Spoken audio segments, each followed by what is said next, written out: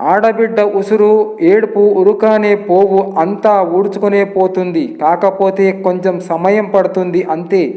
ఇంతకు మించి ఏం చెప్పలేం మూర్ఖులకు. స్త్రీ మనస్తత్వం కోప్పడితే బాధపడుతుంది, కానీ ఒక్క మెట్టు దిగి బతిమలాడితే రెట్టింపు ప్రేమను పంచుతుంది. గాలి ఎటు వీచినా సముద్రములోని అలలు మాత్రం తీరం వైపే వస్తాయి. నీ గురించి ఎవరెన్ని చెప్పినా నువ్వేంటో తెలిసిన వాళ్ళు మాత్రం నిన్ను వదలక చివరి వరకు నీతోనే ఉంటారు. అప్పుడు రూపాయికి తిండి దొరికేది, అందుకే నాణ్యంపై ధాన్యం బొమ్మ ఉండేది. ఇప్పటి రూపాయికి ఏమీ రాదు కనుక బొటనవేలు బొమ్మ పెట్టారు, ఆకలేస్తే చీక్కోమని. మానవ జన్మను ఎలా పడితే అలా వాడుకోవడం కంటే ఎలా వాడితే జన్మకు ఒక అర్థం పరమార్థం లభిస్తుందో అలాగే వాడాలి. చెడిపోవడం బాగుపడడం అనేది మనిషి స్వభావం మీదే నిర్ణయిస్తుంది, కానీ వారు అనుభవిస్తున్న స్థాయి కాదు. రామాయణంలోని 2 పాత్రలు ఇందుకు నిదర్శనం. రావణ రాజ్యములో విభీషణుడు చెడిపోలేదు, రామరాజ్యములో ఉండి కూడా కైకేయి బాగుపడలేదు. ఆలోచించి తీసుకున్న నిర్ణయం, కష్టపడి తెచ్చుకున్న అవకాశం, ఓటమి తర్వాత వచ్చే అనుభవం, గొప్ప వ్యక్తిత్వం వల్ల వచ్చే అభిమానం వృధాగా పోవు.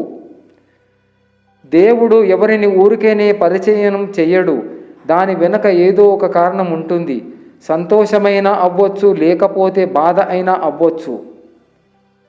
ఒంటరితనం అంటే మనతో ఎవరు లేకపోవడం కాదు, మనతో ఎంతమంది ఉన్నా మనల్ని అర్థం చేసుకునే వాళ్ళు లేకపోవడం నిజమైన ఒంటరితనం.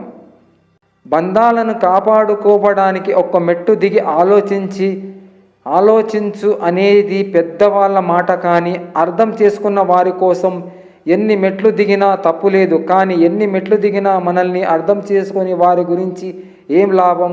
వాళ్ళ దృష్టిలో మనం దిగజారడం తప్ప. ఒక్క మనిషి మాత్రమే ఉండే ప్రమాదకరమైన మానసిక రోగం ఓర్వలేనితనం. తనకు లేనిది ఉన్న వాళ్ళను చూసి ఏడ్చేవాడికి ఎన్ని ఉన్నా వాడు నిత్య దరిద్రుడే. పుస్తకం విలువ దాని ధరను బట్టి కాదు, అందులో పొందుపరిచి ఉన్న విషయాలను బట్టి ఉంటుంది.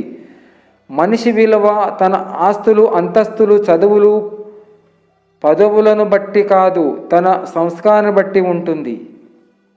జీవితంలో ఏది కోల్పోయినా ధైర్యం ఒక్కటి ఉంటే చాలు, అన్నీ తిరిగి మళ్ళీ సంపాదించుకోవచ్చు. నారదముని ఒకసారి శ్రీకృష్ణుని ఇలా అడిగాడు, ప్రభు, ఈ మనుషులంతా ఎప్పుడూ దుఃఖములో ఎందుకుంటున్నారు? అప్పుడు శ్రీకృష్ణుడు ఇలా అన్నాడు, ప్రతి మనిషికి ఆనందాలు ఉన్నాయి, కానీ ఇంకొకరి ఆనందాన్ని చూసి ఓర్వలేక దుఃఖిస్తుంటారు. ఆత్మవిశ్వాసం ఉన్న వ్యక్తి బలవంతుడు, సందేహాలతో సతతమయ్యేవాడు బలహీనుడు.